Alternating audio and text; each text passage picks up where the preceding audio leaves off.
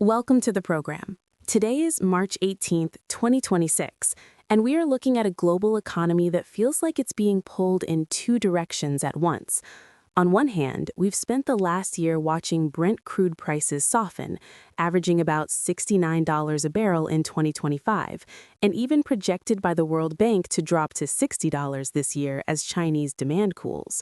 But that forecast just collided headfirst with the headlines of the last week: the effective closure of the Strait of Hormuz amidst the escalating conflict with Iran.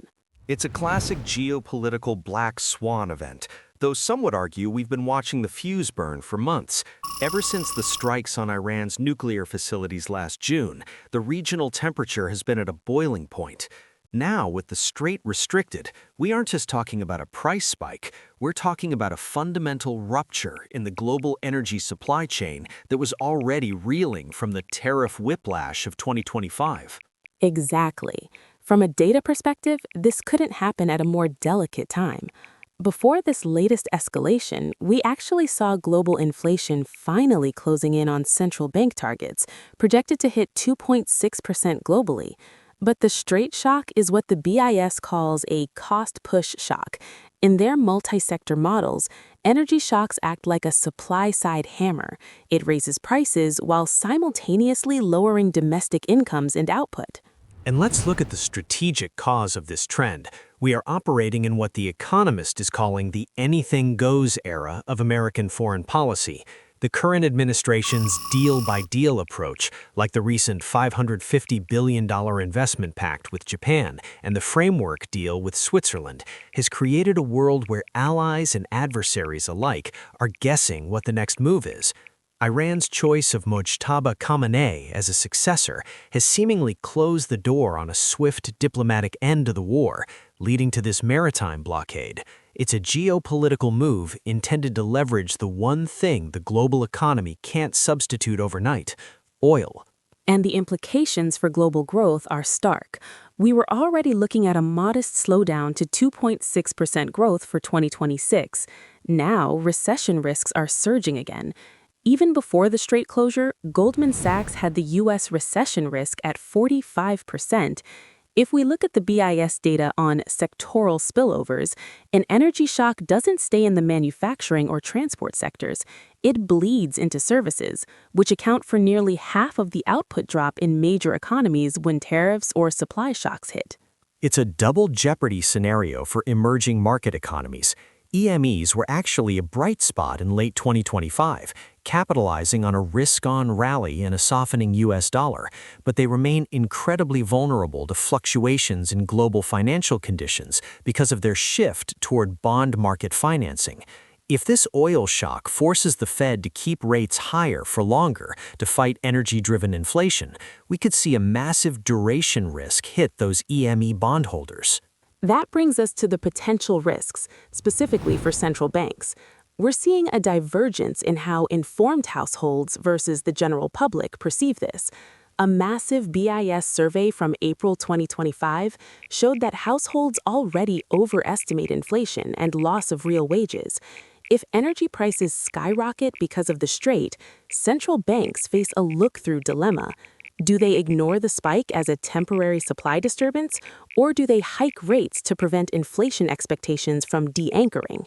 Strategically, the risk is that the look-through strategy fails if the public thinks the central bank has lost control. If expectations become backward-looking, meaning people start pricing tomorrow's contracts based on today's high energy costs, we get a wage price spiral that is very hard to break.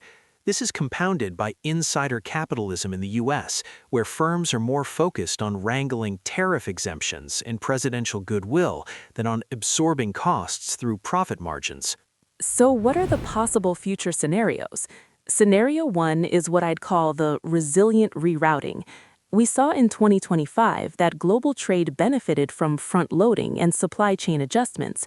If energy-heavy industries can substitute fast enough, or if these strategic Bitcoin reserve and other speculative assets provide enough of a wealth effect cushion, the global economy might just scrape by with 1% growth. Scenario 2 is the global fragmentation. This is where the strait remains closed or contested for an extended period, forcing the EU and China to accelerate their own decoupling from US-led security structures. We're already seeing Europe's Resource EU plan to loosen dependency on external choke points. In this scenario, we see a permanent shift from a rules-based global trade system to a series of bilateral transactional blocks. And the third scenario is the hard landing. This happens if the oil spike combined with the current 17% effective U.S. tariff rate proves to be too much. If U.S. imports drop and the trade deficit continues to widen, it hit $70 billion just last December. We could see a simultaneous spike in inflation and a contraction in GDP, the classic stagflation nightmare. It's worth noting that the Supreme Court recently struck down some of those sweeping IEEPA tariffs, which could have been a relief valve, but the administration immediately countered with a new 10% global tariff. The policy uncertainty is as much a drag on investment as the price of oil itself. We are left with a world where the data says moderation, but the map says chaos.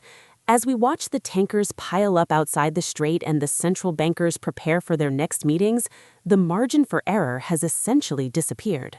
It really comes down to whether the global financial system's new structure, driven by bond markets and digital assets, is more resilient to these shocks than the old bank-led system was in previous decades. We'll leave you today with one question. In a world where insider access and geopolitical deals are replacing traditional trade rules, can central banks actually remain independent enough to anchor your expectations, or is the era of price stability effectively over? Thanks for listening.